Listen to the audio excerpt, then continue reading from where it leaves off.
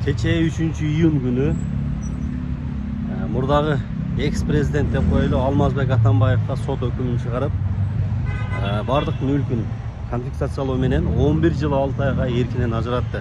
Бирок Алмазбек Атамбаев өзү чет мамлекетте.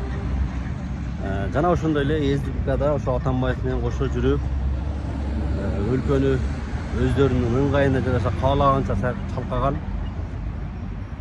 Карамушкина, Фарид Ниязов, Равшан Жээнбеков дегендер дагы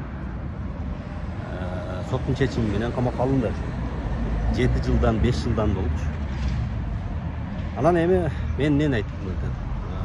Эгерде бул башталышы гана да, бул ошол менен кутулуп кеттик деп ойлошуп да, булар баягы 2020-жылда кызычуудан пайдаланып чыгып кеткен Атамбаев. Анан кайра ошол эркинен ажыратылып сот өкүмү чыкты. Эми жооп берер күнү дагы бар болсо, может, албетте камалып Кыргызстанга келсе, бардык жасаган күнөөлөрүн камаш керек, жана көптөгөн чынөөнүктердин былыктарын дагы ачып берсе жакшы болот. Атамбаев өзү эсимде бийликте отурганда, эгерде мен бийликтен кетсем, өзүм менен кошо көп чынөөнүктерди алып кетем деп бир балп этип койгон жери бар эле.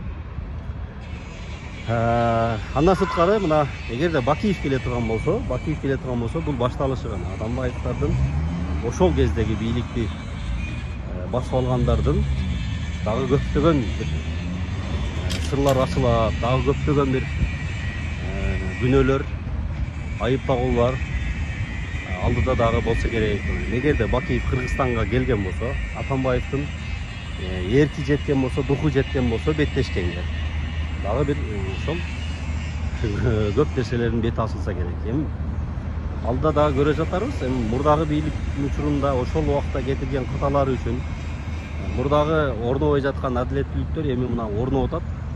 Соттор өкүмдөрүн чыгарды, мамлекеттен басып алган бардык мүлкүн кайтаруу кылып. Жана ошондой эле мына жанында жүргөн жан жоокерлөрү боюнча дагы бир мен мындай оюм, ошолордун дагы мындай мамлекеттен басып алган мүлктөрүн, элдин акысын жегендерин баарын кайра мамлекетке кайтарып алса жакшы болот эле деген ойдомун. Ошол азырынча Кыргызстанда жаңылык ошондой. Атамбаев баягы жан жоокерлөр менен кошо соттун өкүмү чыгып, камалганы камалды. Соттон кийин Фарид Ниязов, Равшан Жээнбеков жана Ирина Карамушкина ошол жерде эле сот учурунда эле кармалып камакка алынды. Атамбаев качан камакка алынат, качан алып келинет, азырынча белгисиз.